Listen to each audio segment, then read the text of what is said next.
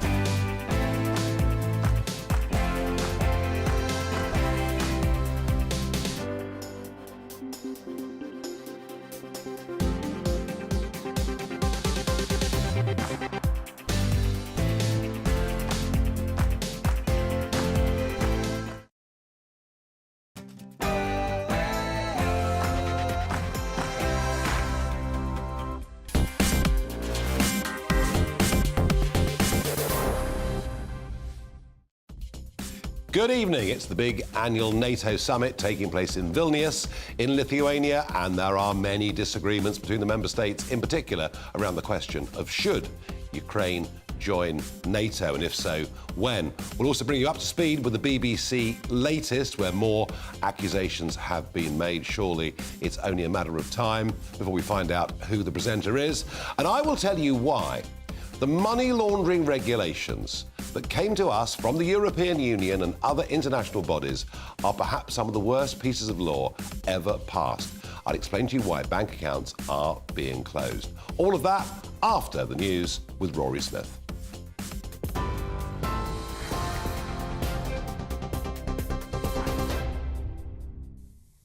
Thank you very much, Nigel. BBC presenter Jeremy Vine is putting pressure on his unnamed colleague at the centre of two sets of allegations, suggesting it may be time for him to go public. It comes as a second person has come forward to make a complaint against the BBC presenter accused of paying for sexually explicit photos. The broadcaster says it has spoken to a person in their early 20s who claims they were sent a number of threatening messages by the host after they were allegedly contacted by the presenter on a dating app. The person says they were put under pressure to meet the BBC star, but never did. Speaking to the BBC, the second young person, who's not involved in the previous payments for photos allegation, says they remained scared by the power the presenter holds. Well, separately, the BBC has published details of its highest paid stars as part of its annual report. Gary Lineker remains the corporation's top paid presenter, taking home more than £1.35 million. Zoe Ball is the highest paid female presenter, earning more than £980,000. The NATO chief has announced allies have agreed to 3 steps to bring Ukraine closer to membership. Jens Stoltenberg says 11 nations will start training Ukrainian pilots to fly F-16 jets. They have also removed the requirement for a membership action plan, making Ukraine's path to becoming a NATO country easier. Well, in addition to this, they will create a Ukraine-NATO Council for consultation and decision-making, with the first meeting to be held tomorrow. Joe Biden's former Chief of Staff, Susan Platt, told GB News the NATO membership will not happen until the conflict is over. The U.S. has done everything they can in support of the war in Ukraine against Putin's army, and will continue to do that. I think there's time for everything, and I think it's great that we now have really a pretty much of a brick wall by including Finland and Sweden. Thank you to Mr. Erdogan joining in the NATO alliance against Russia. A Romanian people smuggler has been jailed for 12 years and 7 months for the manslaughter of 39 Vietnamese migrants in 2019. 50-year-old Marius Draghici fled the country after the bodies of migrants were discovered in a container. They were being transported from Belgium to Essex by ferry. The High Court judge described Draghici as the organisers' right-hand man. Mortgage rates have hit their highest level in 15 years, surpassing figures seen in the aftermath of last year's mini-budget. The average rate on a 2-year fixed deal is now 6.66%, the highest level since 2008. The Bank of England raised its benchmark rate to 5% last month in an effort to bring down inflation. TV, online, DAB+ radio and on TuneIn. This is GB News. Now though, back to Nigel.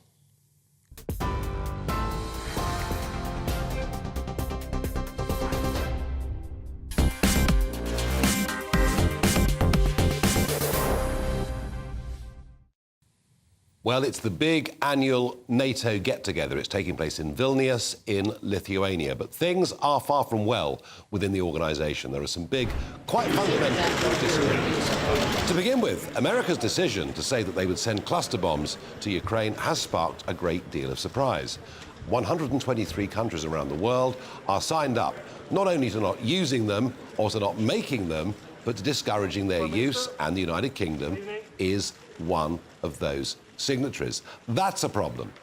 Another problem is on succession. Jens Stoltenberg has finished his term. He's now going to stay on for a further year. And the American president, President Biden, does not want the UK's Ben Wallace to become the next NATO boss. No, he favours Ursula von der Leyen, the president of the European Commission, and somebody thought, pretty universally, to be the worst defence minister that Germany ever had.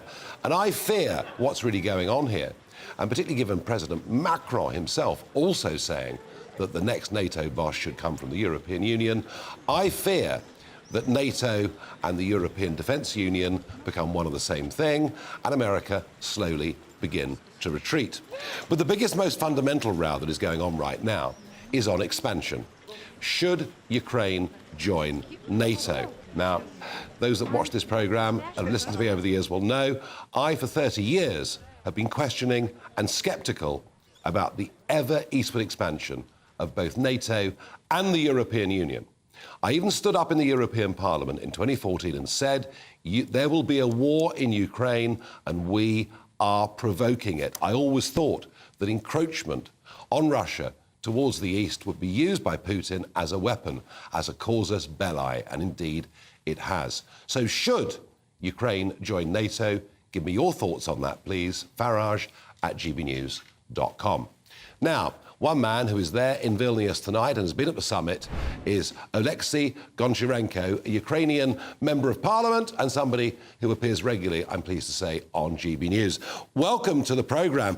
Your president, Volodymyr Zelensky, who has earned great admiration for his war leadership, he genuinely has, but he says today in Vilnius that it is absurd that no time frame has been set for Ukraine to join NATO. I ask you, who is he to tell us? He is a wartime leader. He is the leader of the nation who is really fighting for democracy, not speaking about democracy, not speaking about freedom, but fighting for it. And if Ukrainians are good enough to die for freedom and democracy, why we are not good enough to live together in the alliance of free and democratic countries? Well, I get the argument, and you make a very strong and a very emotive point. But here's the problem. Putin is in trouble. Of that, there is little doubt. And don't you think that a big signal, if that big signal had been sent out today from Vilnius, which indeed it has not, it seems that the American reticence has won the day, wouldn't that signal, when you've got a cornered rat, if you keep provoking it, aren't we likely to get an even worse reaction? Should not.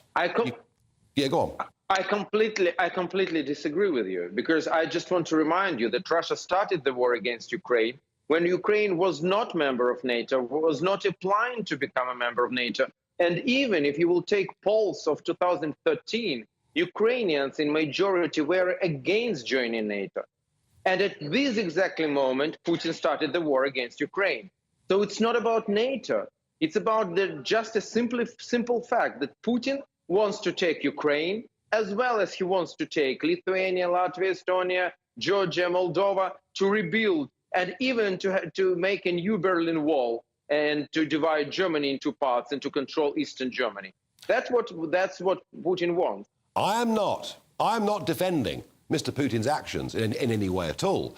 I am just saying... I'm happy about this. I am just saying that the ever eastward expansion has given him a casus belli, and the European Union's designs on Ukraine have been long stated. In short, are you happy or unhappy with the outcome today? But, Nigel, sorry again. Lithuania, Latvia, Estonia joined NATO, and Putin never attacked them. Ukraine did not join NATO and didn't want to, and Putin attacked.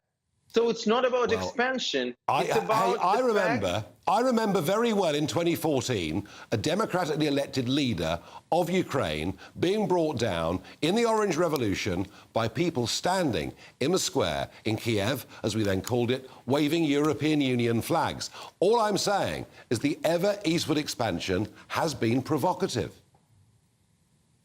I mean, it's to say that when a lady is wearing a short skirt, she's provoking a raper, but it's not. That's her right to wear any skirt she wants to, and the raper is always the raper. And I'm sorry, I don't. Is always the killer.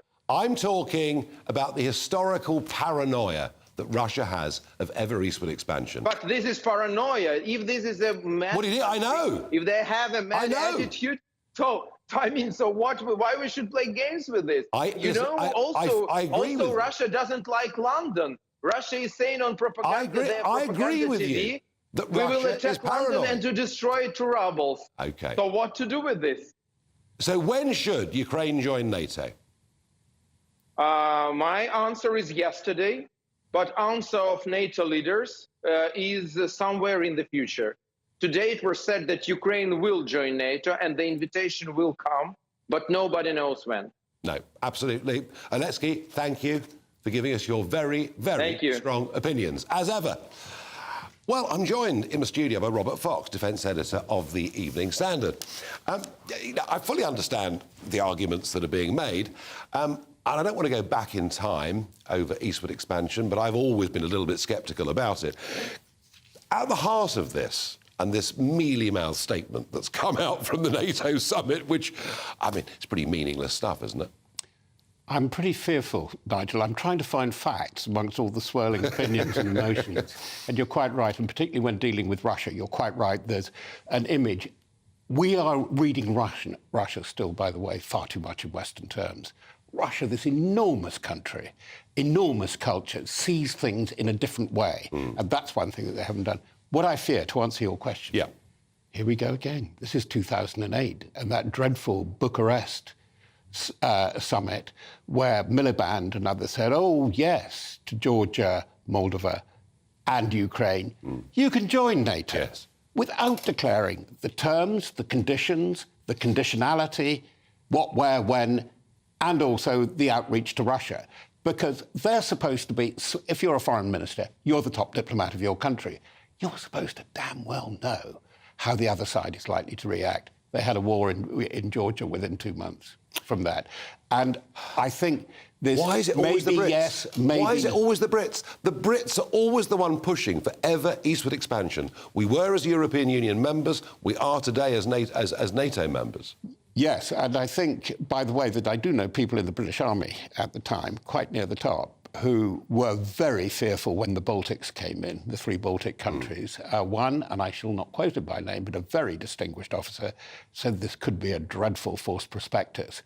I think we are seeing a bit of a pantomime game with NATO. That it's too much mouth. And I fear there are not enough military trousers really thinking this one out. And if you want proof of it, it's the way that the summer offensive, they were nudged into it, prodded into it, pushed into it by the Americans, by the military steering group led by America, Britain, France, Germany. Get on with it, you can do with it. Oh, by the way, you're not doing so well now. Well, why did we not know it? They were working to NATO doctrine. NATO doctrine for this is based on an idea called Air Land 2000. Yeah. Simple, Nigel. It's updated blitzkrieg. Sorry, air land. Yeah. What comes first? Air. No air power. No air power. No F-16s, no gunship helicopters, no long-range rockets. This is what is looking so very odd. And I find this a bit creepy, all of this. Biden's decision. I mean, Ben Wallace, clearly is former career professional soldier, a man who cares deeply about this area, this subject. Ursula von der Leyen, as I said in my introduction, was seen to be a catastrophic defence minister in Germany. Biden, it's almost as if I fear the Americans are saying... I think you've missed out a link. Go on. Scholz. OK. Scholz wants to get rid of her from the EU, so it is said. But sorry, I'm looking with my eyes rolling in the mid-distance. Why did the Americans buy this? Do you really want that? Actually, there is a dark horse on the horizon, and he is a fixer. And I'm afraid he would be an EU man, but a sceptical EU man in some ways, and because Mark Rutte is now available. Interesting point. Yeah. No, interesting point. And a very capable politician. But by the way, he would not tread the American line, though. And he wouldn't necessarily... He says... He was asked earlier this year whether he'd like to go to NATO. He said, no, I can't stand Brussels. I mean, the city. Oh, well. Living and working there. He and I might get on quite well then, possibly. I think you might. When Trump was American president, he turned up at the brand new NATO headquarters in Brussels, built at vast expense, a huge bureaucracy. He said, look, guys, unless you start obeying the rules of the club and paying 2% of your GDP, don't count on long-term American support. It achieves some limited success. Joe Biden comes over. He's going to introduce cluster bombs to Ukraine against the wishes of many of the other members of the club. Talk briefly about that? I mean, that is gross expediency. Well, that's why he did it. Well, I assume it's to do with the American arms trade. No, it's because they didn't want to. They're running out of new manufactured ammunition. They cannot keep up the supply chain. Oh, we've got this old stuff in the dumps, and they're artillery shells in the main. It was absolute short-termism, not a care about what the Allies would think about this. And isn't that the problem, that actually Biden is far more detached from Europe than Trump certainly was? Oh, there's a wicked thought, isn't it? Europe, certainly. You're quite right. I was thinking, coming down to talk to you about this, the backseat driving that we've had from America right through the piece with this administration, including Mark Milley, sitting in the Pentagon saying, oh, they're not doing well enough. And the Americans, the Brits, rather aggressively, have led with long-range weapons, Storm Shadow, getting the tanks in there. We knew we couldn't supply enough, but at least this would get them going, supplying the tanks. And we were very clear about needing to train pilots for fast jets for the close battle. And this should have been done, and they should have been there by May. Now they won't be there until this offensive is over. Robert, thank you. NATO in something of a mess, I think we can conclude. In a moment, let's talk about the latest drama at the BBC. How long can it be before we know the name of the presenter? That warm feeling inside. From Boxed Boilers, proud sponsors of weather on GB News. Hello there, I'm Greg Dewhurst and welcome to your latest GB News weather forecast. Further heavy showers over the next few days, quite breezy as well, temperatures around average for the time of year. So we look at the bigger picture. Low pressure is in charge of our weather at the moment, bringing in those showers. Pushes just a little further east over the next few days, introducing a northwesterly flow. So quite chilly around some northwestern coasts of the UK. To end Tuesday, showers fade for a time across parts of England and Wales, but continue across Northern Ireland and Scotland. Through the night, some of these heavy at times, then pushing back into Northern England and North Wales by the end of the night. Temperatures for all in double figures, 14 or 15 Celsius as minimums in towns and cities, a little lower in the countryside. So the best of the sunshine first thing will be across southeastern parts of the UK. Further north and west, it's quite cloudy. There'll be some showery rain, and this slowly pushes south and eastwards through the day. Showers turning heavy at times by the afternoon. The odd rumble of thunder is possible, particularly across Northern England, Northern Ireland and Scotland too. We could see some localised disruption. And temperatures on the cool side, 17 to 19 across the north of the UK, 20 to 23, perhaps 24 across the far southeast of England. Into Thursday, a bright start to the morning. There will be some sunny spells around too, but there's scattered showers for many, perhaps less frequent and less heavy compared to recent days. Still highs around 23 or 24. That warm feeling inside. From Boxed Boilers, proud sponsors of weather on GB News.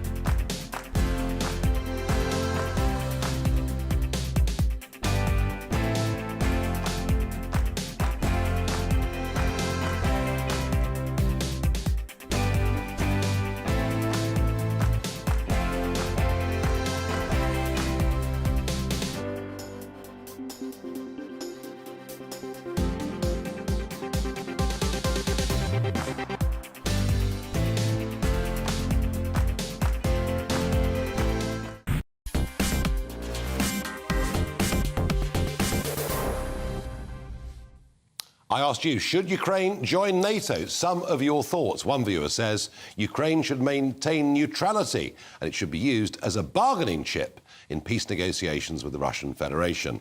Another says, should Ukraine join NATO? If it will annoy the Putin gangster regime, then yes. Goodness me, I find that incredibly dangerous talk. He is a cornered rat. He may be now the most dangerous he's ever been. And David agrees with me by saying, do we really want to end up with a nuclear war with Russia? Why does the West feel it has to keep pushing eastwards all the time? David, I've been asking that question for the last 30 years. Now, who to believe, who not to believe? Were the Sun newspaper right? Were the BBC right? Were the BBC slow in investigating the complaint against one of their prominent presenters? If you remember, the story was that the presenter was at the middle of a row over up to £35,000 that were paid to a young individual for sexually explicit photographs. Well, the Director General, Tim Davie, today made the argument the BBC receives a huge number of complaints of all kinds and the process takes time. But an hour and a half ago or so, we get that another person has made accusations. An individual in their early 20s was contacted anonymously by the male presenter on a dating app. The young person says they were put under pressure to meet up, but never ever did. And then the young person says they finished up with abusive and expletive-filled messages. So it's all beginning to get a little bit ugly. And we live in this strange sort of world where we have broadcast media, national newspapers, but the hinterland of social media where you can read rumours, repeated rumours, about who the presenter actually is. I would have thought with more allegations coming forward, we may well be reaching or getting close to the end of this particular road. John Mayer is a former BBC producer and editor of 2 books on the BBC. John, I know you're in transit. Thank you for joining us. We must be coming towards the end game here now, surely. Yes, we are, Nigel. Greetings from a car park in Yarnton in Oxfordshire, first off. Maybe we are. This story's got a long, long way to run. I mean, I love the BBC. I used to work for them, but they're making a total haulix of this, aren't they? I mean, Tim Davie today was speaking corporate speak, and they keep kicking the can down the road. Why? Well, why let the Met Police investigate? You know, Boris did that, and look what happened, 126 fines, and Sue Gray still came out with what she did. The BBC needs to get its act together and get its act together rather quickly and be decisive, not kick the can down the road. Well, but the Sun also has some questions to answer. You know, where are the bank statements? Where are the statements from the family? I'm sure you remember, Nigel, 15 years ago, there was a young girl called Shannon Matthews who disappeared. She was kidnapped. And then it was discovered that actually her mother had put her in the attic of a relative, and she was going to claim the £50,000 reward from the Sun. Is history repeating itself here? You know, it's a muddy issue. And in terms of Neyman's presenter, that will have to come out. He or she will have to self-name it very, very soon. But the BBC needs to really get its act together. I mean, Tim was not hugely impressive today. John Mayer, thank you very much indeed for that very strong opinion. Well, John, who loves the BBC, not particularly impressed. Now, there was a violent incident that took place in Surbiton, of all places, on Sunday evening this week. There's been a migrant hotel in Surbiton now for 3 years. And tonight, local residents are protesting about its presence. Ray Addison, GB News reporter, is there in Surbiton right now. Good evening, Nigel. Yes, tensions running quite high here at the Crown Plaza Hotel in Thames Ditton. It's been used to house around 120 migrants for the last 3 years. I'm just going to step out of the way and let you have a look at the protest that's taking place. We've got about 150 protesters, at least we did earlier on. They're kind of spread out around this road here, around the hotel, and a smaller counter group of protesters as well. Protesters protesting against the use of this facility to house migrants, holding signs saying illegal immigrants get out of our borough. That's getting quite a lot of support from passing motorists, tooting their horns and so on. The smaller protest are saying refugees are welcome here, and they're actually shouting and chanting at the protesters, calling them fascists. There's around a dozen members of the police force here as well, 4 or 5 police vehicles, including a police van. Now, as you were saying, this was all following a violent incident which took place this weekend, and that led to a man being charged with attempted murder. Obviously, that is an active case, so we won't go into too many details, but this protest has been organised within the last 24 hours by Richard Hunt. And Richard, if you could just come and join me now. Why did you decide to organise this protest? Well, the protest wasn't just organised by me, it was organised by a lot of local residents and a lot of business people in the area, and basically they're just sick to death with this government paying £6-7 million a day to keep refugees when people are struggling. I mean, you know, they can't even give a nurse a pay rise. It's just ridiculous. People can't pay their electric. They're having trouble putting fuel in their car. You've got Khan with this ULEZ thing that's going on, and people just haven't got any more money. They're running out of money. And when you see all these locals and struggling, and here they are in £150 a night hotel, it's rubbing salt in the wound. It's just terrible. Well, the facility's been used for 3 years. Why is it a problem now? Why are you deciding to sort of protest now? Well, basically, there was an incident here on Sunday.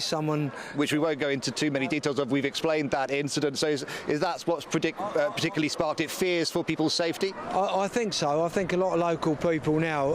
I've just spoke to one local resident, and he won't let his daughter walk past the hotel now. So people are just petrified now what's gone on. I mean, you know. Just in seconds, what are you hoping to achieve with today's protest? Well, I think all the locals want these people out of their borough, and they don't literally want them in the UK. OK, Richard, thank you very much for joining us. Really appreciate it. As you can see, as I was saying, tensions have been running high. There are protesters against the use of this facility to house migrants, but also the counter-protest, like I said, going on. We'll keep you up to date with the latest happenings here. Ray from Surbiton, thank you very much indeed. Well, tension's running very, very high. In a moment, I will talk to you about money laundering laws. That's why many of your bank accounts are being closed down. I'll explain why. They are a sledgehammer to miss the nut. The 12th, a day to celebrate history, community and family here in Northern Ireland. Join me, Arlene Foster. And me, Dougie Beattie, as we bring you live coverage of the July 12th celebrations from the beautiful city of Belfast. And right across the United Kingdom. It's all happening here on GB News, Britain's news channel.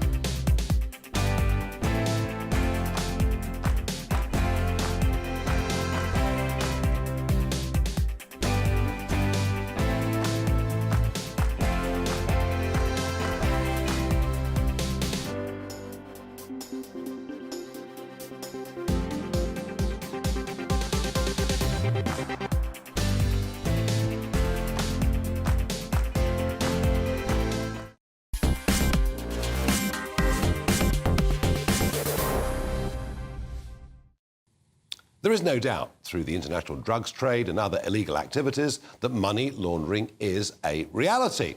And a couple of decades ago, global leaders, whether they met at G7, G20, OECD get-togethers, whatever it was, they decided that we would put in tough legislation to stop money laundering.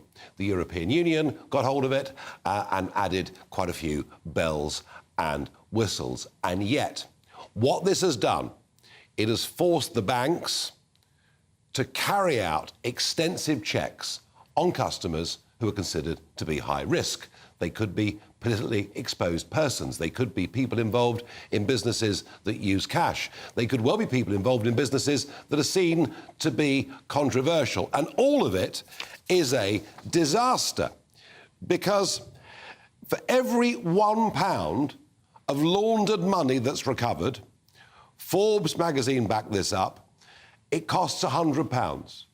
It costs £100 to find £1 of laundered money. And guess where the cost of that £100 goes? Well, it goes to you. And if the banks want to cut costs and cut compliance, they simply get rid of your account. And does it make it safer? Well, a gentleman here with a many years experience in the business said to me, I recently helped my daughter with the purchase of her first house and was forced to provide the conveyancing lawyers with detailed financial information on the source of my funds underlying the gift to her. This firm only carries a minimum level of cover, hardly sufficient to give me confidence that they won't actually at some point be hacked. So the point this veteran of the industry is making is actually these money laundering regulations are actually more likely to lead to more fraud. And extraordinary cases. I mean, a chap wrote to me overnight. I checked him out. Very successful businessman, made a lot of money in a city in the United Kingdom. He pops into his local HSBC branch. The counter girl knew him, and he asked to make a £25,000 cash withdrawal from his account. Over £1 million had been through that account in the previous year. But no, out comes an acting manager and says, why do you want the money? What he says, it's for private means. She pushes him. I want to buy Christmas presents. I want to buy things. She refuses him his money. He said he was apoplectic with rage. After all, it was his money. But he wasn't swearing or being aggressive. A couple of weeks later, he found he cannot access his account. Having been with HSBC for 25 years, his accounts have been closed. Another one, a guy who was involved in medical cannabis research, seeking solutions for young children with epilepsy. Closed down by NatWest and then refused by 6 other banks. This is the madness that is going on. Well, I'm joined by someone who knows a bit about this, Angela Knight, former Economic Secretary to the Treasury. Angela, you get my personal anger at what I've been going through with the banks, but so many stories here from businesses all around the country, and it seems that the London-based banking industry has taken these regulations and taken compliance to a totally ludicrous level. Well, let's pick up those points. Do I agree with you that some of it is ludicrous? Absolutely agree with you. I've also been in positions where I've had to show proof of funds, and you think, well, why am I doing this? Why am I having also to give reasons as to why I want to pull out big sums of cash? So I totally agree with you about the irritation of it. And if it's any sort of additional to personal issues that I've had, I lost my French bank account a few years ago because apparently I was flagged as a PEP, because I am a PEP. I was a Member of Parliament. However, let's fast forward and say, do you want to blame the banks? Everybody always wants to blame the banks. But I honestly don't think that's quite right. And the reason I say that is because they are abiding not just by what is the law, but the regulations and guidance that sit under it. And they've also been fined lots of money when something's gone wrong, and anti-money laundering procedures have not been fully applied, and something's got through the system. Yeah. But Angela, so to say that all the banks' fault is not fair. To say it's irritating is absolutely correct. But Angela, we are right. No, we haven't. But innocent people. Don't go blaming the banks for everything. Well, the point I'm making is that innocent people are paying the price for this, and very, very few criminals are getting caught. There will be. Isn't it the case with all these things, Nigel, that we end up having to do because of a few? I mean, look how we all strip off to go through the various X-ray devices and what have you at the airports. Apart from the irritation of that and the fact you find that your shampoo or your makeup or whatever gets taken away, there is the cost, and it adds on to something. Probably the landing fees that planes pay, and so what we pay for our seat. Unfortunately, what happens when rules get disproportionate, and I agree with you that some of these are disproportionate when they are applied to the ordinary people, is that the ordinary people are the ones who pay the price, and the ones who know how to get away with it carry on getting away with it. And in here, what there needs to be is some set of proportion. And I do know that in some countries, what they do is they get their list of their politically exposed people, which tend to be their local politicians and the like, national and local, and people who have been politicians like me. And they say, OK, there's one level of checks there, but it's nothing like as high as those who are coming in from overseas. That, to my mind, makes sense. And this is I'm what... sure that there's other judgment calls that can be made, but you can't say to a bank, make a judgment call and make it easy for me, and then they get hammered because, you know, it's not absolutely by the rules. We need to get a balance in place. We're living in Brexit Britain. It's time the government looked at a lot of those EU rules and clarified them absolutely in the way you suggest. Angela, as ever, thank you for joining me here on GB News. Now, I want the Farage moment. It's really difficult to get your head around some of this. I mean, it really, really is. In the Diocese of St Edmundsbury and Ipswich, and the bishop there is the Right Reverend Martin Seeley, those church schools are now teaching children, if they're white, they have the benefit from a systematic oppression of people of colour through racist policies and practice. They're teaching kids about the white supremacy pyramid. I've no idea what that is. What I do know is, if you're going around telling 8-year-old kids that they're bad people because they're white, and you're telling 8-year-old black kids that they are victims, if anyone thinks that that is a recipe for harmony in the future in our country, they frankly need their bumps felt. This whole thing is complete and utter madness. And I'm afraid the Church of England, and my goodness me, doesn't the fish rot from the head down, under Archbishop Welby, is making error after error. Is it any wonder? Is it any wonder that fewer and fewer people attend Church of England services? Now, as we know, Biden was at Buckingham Palace yesterday. Let's compare press coverage of Biden at Buckingham Palace with Trump. Have a look at these pictures. A few years ago, Donald Trump was there at the state visit. He was widely criticised for walking in front of the Queen. Have a look. He walked briefly in front of the Queen. He realised he was wrong. He checked. The Queen is now to his side, and the Queen is, in fact, marginally ahead. Trump pilloried for momentarily being in front of the Queen. But have a look at Joe Biden. No such complaints about Joe Biden. Joe Biden, 2 or 3 paces ahead of the King, right throughout that procession where they're supposed to be inspecting the Guard. And yet, did you read about that in your newspapers today? No, you didn't. It is extraordinary that Biden seems to get a free pass time after time. I know he's old, I know he's not very capable, but goodness gracious me, it just shows you how twisted, in many ways, our media can be.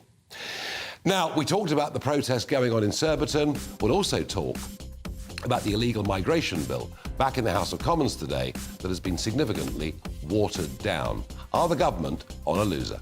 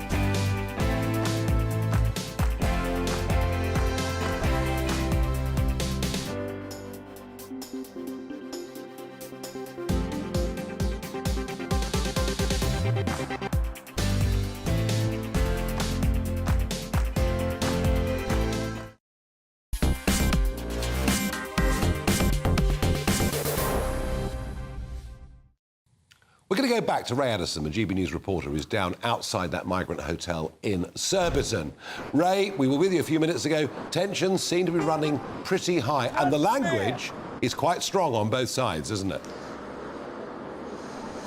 Yeah, there was some quite strong language earlier on, Nigel. I have to say things have calmed down somewhat here. Most of the protesters have actually left now and departed. However, there is still a fairly large Antifa presence and also police presence here as well outside the Crown Plaza Hotel in Thames Ditton. Now, I'm joined by Janie Still. She grew up in this area and she came along to support the protest. Why are you here today, Janie? Because I'm deeply concerned, like millions of other British people, about the illegal immigration that's being allowed. But if I may, I'd like to address Rishi Sunak directly. And if you're listening, Rishi Sunak, if you're really serious about stopping illegal immigration, can you please take a leaf out of the Hungarian president's book, Viktor Orban? He stopped illegal immigration into his country overnight by criminalising the immigration lawyers and the part of the left wing that were supporting illegal immigration. And by criminalising them, it stopped overnight because he wanted to protect his culture. And this is all we ask of this country, but it doesn't seem like you're serious about anything. I think it's very unlikely that that's going to happen. I don't think Rishi Sunak will take that sort of action. But what sort of practical steps do you think could be taking place here to solve some of the issues that you're concerned with? Well, take France up on their offer, and we paid God knows how many millions last year to prevent the boats coming over, and absolutely nothing's happened. In fact, it's got worse. So maybe renegotiate with the Channel Crossing, the people in charge of that, and actually do something and stop our RNLI people from acting as a taxi service.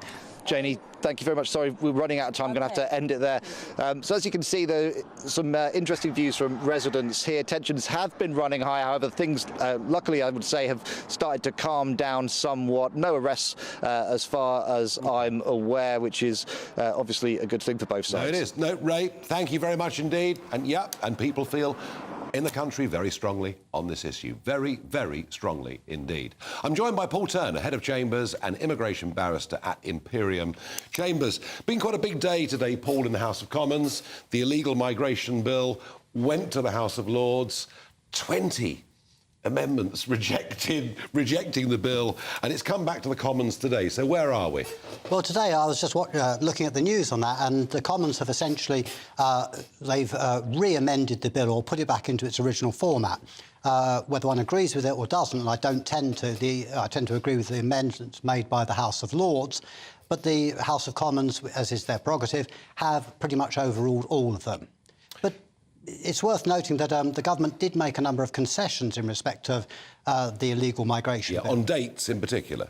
On dates, and considering it's not going to be retroactive. Yeah. And some concessions in respect of detaining children. Another 10,000 people will come and just be allowed to stay. I don't think they'll just be allowed to stay. I mean, they will have their claims processed in the normal way. But I think what's relevant is I was looking at the figures, and last year the government enforced removal of 580 failed asylum seekers. Now, there were 74,000 people that claimed asylum. That's a minute number. I was quite shocked myself. I thought they might have got up to 1,000. And the year before, 2021, they managed to get rid of 336. But 20 years ago, when David Blunkett was Home Secretary, we were getting rid of 10 or 15,000 a year. You're completely right, Nigel. The figures were 10, I think 15,000 was the peak. Yeah, it was. And then it slid down and it hovered around the 5,000 mark. So why can't we do this anymore? We seem to be tied up with our own courts, with worries about the European Court of Human Rights in Strasbourg. I mean, here we have an elected government with an 80... It had, not anymore, but it had an 80-seat majority. And yet it appears to be impotent. I think the issue is really one of funding for the Home Office, because we heard about that they're on target to have 2,500 or 2,400 asylum caseworkers to make more decisions. But in January this year, there was, I think, 1,333 decision makers.